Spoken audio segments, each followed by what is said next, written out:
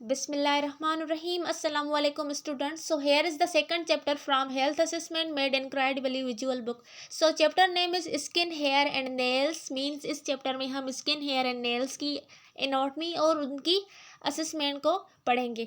Now यहाँ पर एक और बात आपको परेशान कर रही होगी, वो ये कि आप सब सोच रहे होंगे कि हमारे क्यूरिकुलम में तो ये chapter assessment of skin, head और नेक होनी चाहिए. सही है, लेकिन you people don't be worried about this thing. एक भी टॉपिक को हम मिस नहीं करेंगे, वन बाय वन करके सबको कवर करते जाएंगे. ठीक है, सो चलें जी. सो नाउ स्टार्ट करते हैं. इस चैप्टर में सबसे पहले एनाटॉमी है एंड देन असेसमेंट एंड सब एबनॉर्मलिटीज़ है regarding skin, hair and nails. So आज वाले लेक्चर में हम सिर्फ एनाटॉमी एंड असेसमेंट को डिस्कस करेंगे.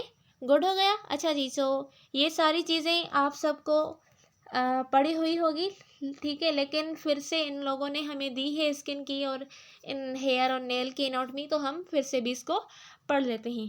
ठीक है, तो स्किन सबसे पहले है. आपको पता है कि स्किन क्या है? Outer covering of body that covers the our body and protect the internal structure of the body. ठीक है, ये क्या करती है? हमारी पूरी बॉडी को कवर भी करती है और उसके साथ साथ इंटरनल जो भी स्ट्रक्चर से और ऑर्गन्स वगैरह हैं उनको भी प्रोटेक्ट करती है. अब ये कंसिस्ट है टू डिस्टिंक्ट लेयर से.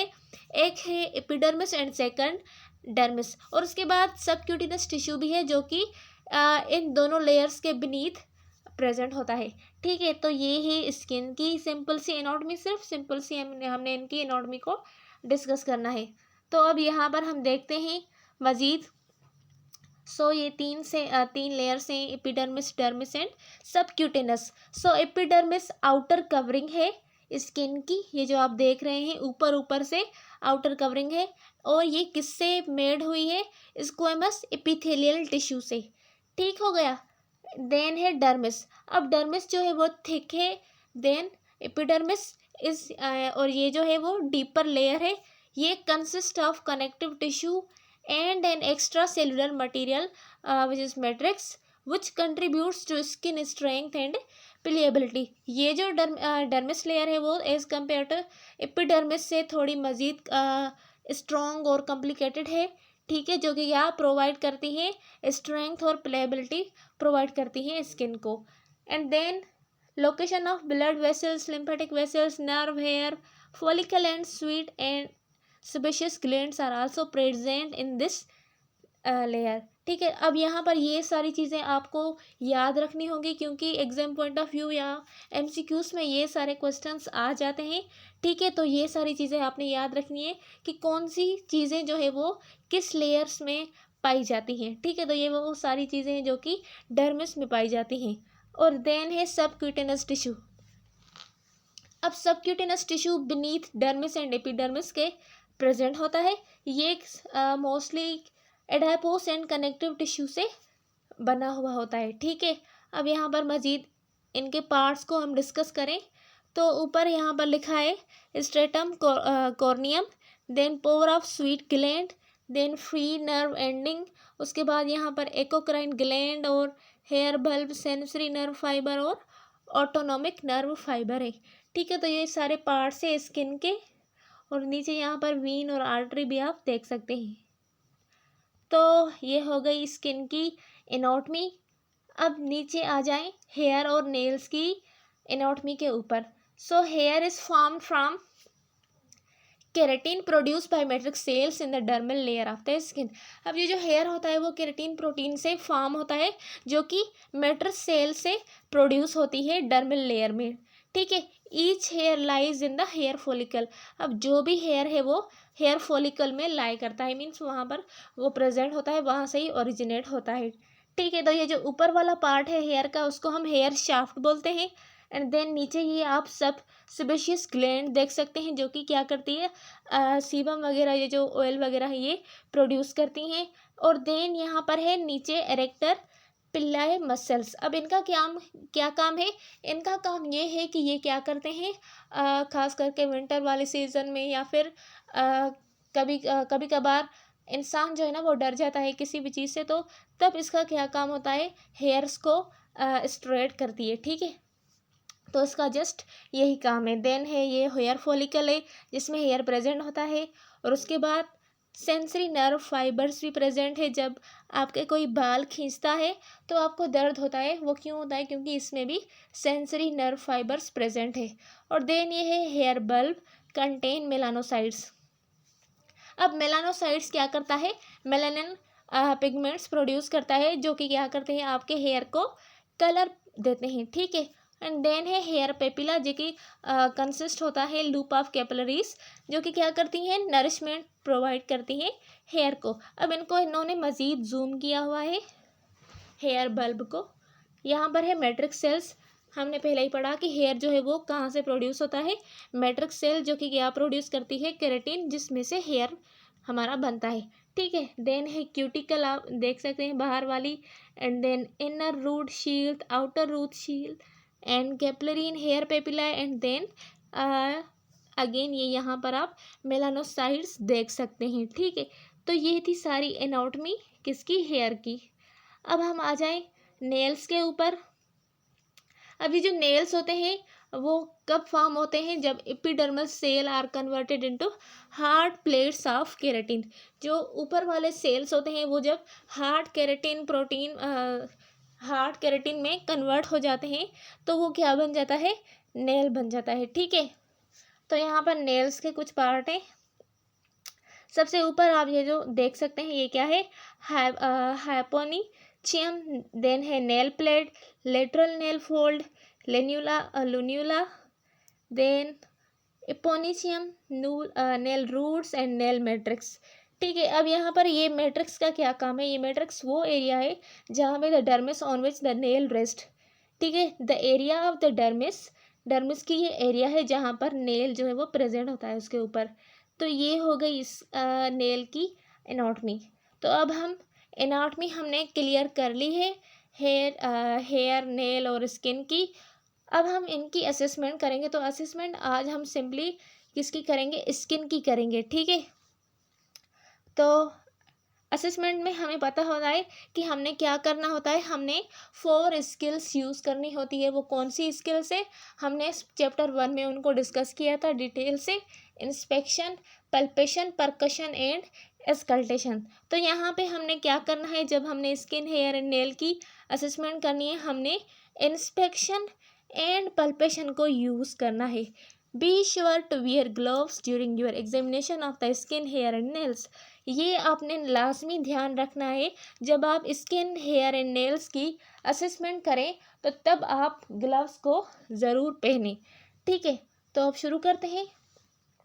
आपने क्या ऑब्जर्व करना है स्किन के ऊपर? पूरी स्किन की ओवरऑल अपीयरेंस को आपने इंस्पेक्ट करना है। इंस्पेक्ट मीन्स उनको देखना है, ठीक है। Then inspect and palpate the skin area by area. आपने एरिया बाय एरिया क्या करना है? स्किन को इंस्पेक्ट और पल्पेट करते जाना है। Focusing on colour, moisture, texture, turgor and temperature. ये वो सारी चीज़ें हैं जो कि आपने फोकस करनी है स्किन के ऊपर, ठीक है। तो अब सबसे पहले हम देखेंगे कलर में कौन कौन सी वो वेरिएशन वगैरह आ जाती हैं कलर में। सो look for localized area of bruising, cyanosis and pallor and erythema. Check for uniformly of color and hypopigmented और hyperpigmented area। अब ये वो सारी चीज़ें हैं, ये वो सारे टर्म्स हैं, हम इनको 1 बाय 1 करके डिस्कस करेंगे जो कि हमें स्किन की असेसमेंट करते दौरान हमें मिलेंगे, ठीक है। सो आ जाते हैं detecting colour variation in dark skinned people. So cyanosis को आप सबको पता है ये क्या होता है? जब एग्जामाइन द कंजक्टिवा और palm, soles, buccal cavity, mucosa and tongue, look for dull dark colour. अब ये वो सारी एरियाज़ हैं जहाँ पर आपको चेक करना है, इंस्पेक्ट करना है। किस चीज़ के लिए? साइनोसिस के लिए। साइनोसिस क्या होता है? जब ऑक्सीजन की कमी होती है तो उसकी वजह से डार्क ब्लू कलर हो जाता है, ठीक है। तो उसको हम क्या बोलते हैं? सिंपली साइनोसिस बोलते हैं, ठीक है। तो साइनोसिस क्लियर हो गया। देन है oedema. Examine the area for decreased colour and palpate for tightness. अब एडिमा में आपने डिक्रीज कलर को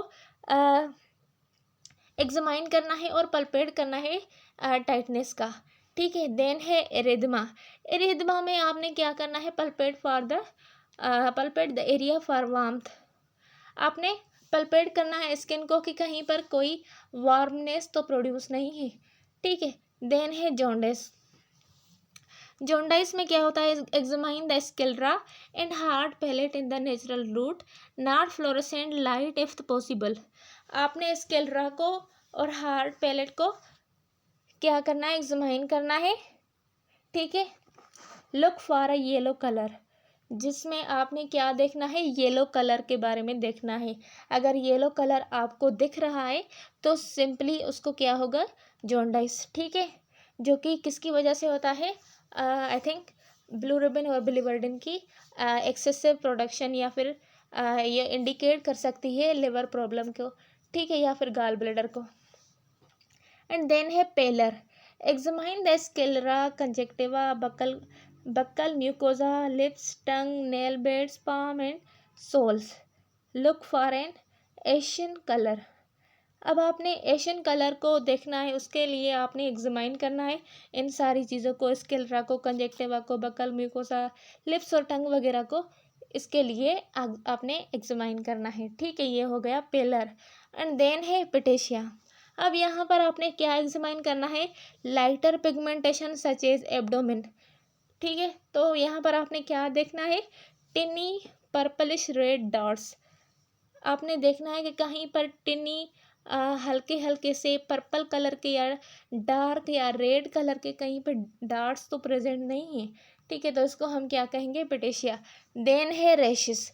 अब आपने पल्पेट करना है स्किन को कि एक किसी भी एरिया, स्किन के एरिया के ऊपर टेक्सचर में चेंजेस तो नहीं आ गई, ठीक है। तो ये कहलाएगी इसके रैशेस।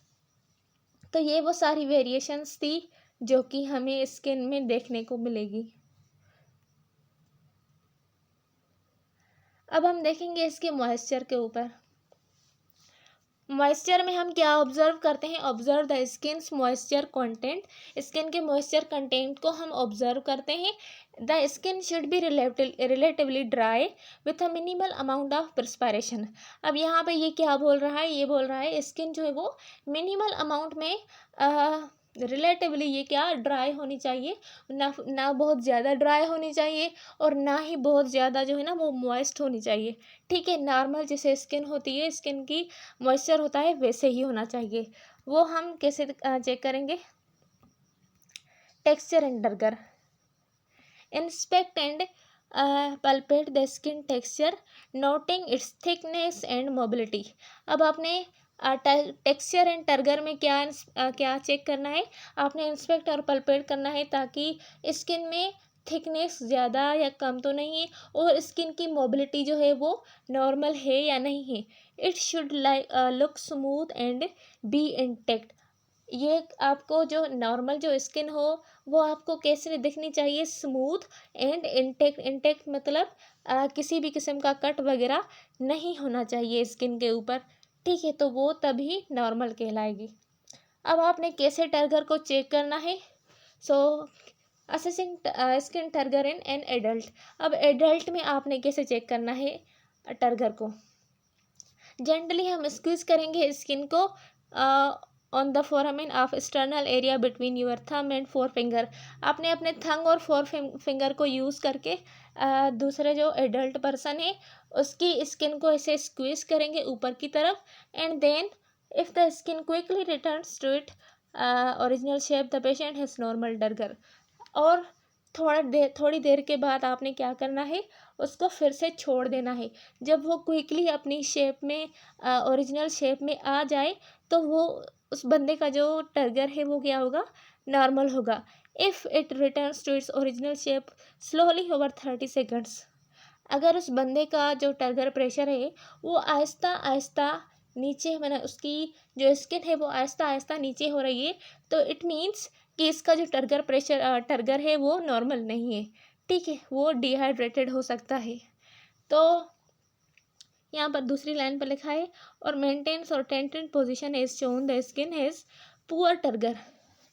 अब यहाँ पर ये जो नीचे वाली पिक्चर है इसमें दिखा रहे हैं कि जो स्किन है वो अपनी नॉर्मल पोजीशन में देर से वापस आ रही है, जो कि क्या शो कर रही है, इसकी जो टर्जिडिटी है, टर्गर है, वो क्या है, पुअर है। ठीक है, मीन्स डिहाइड्रेटेड हो सकता है।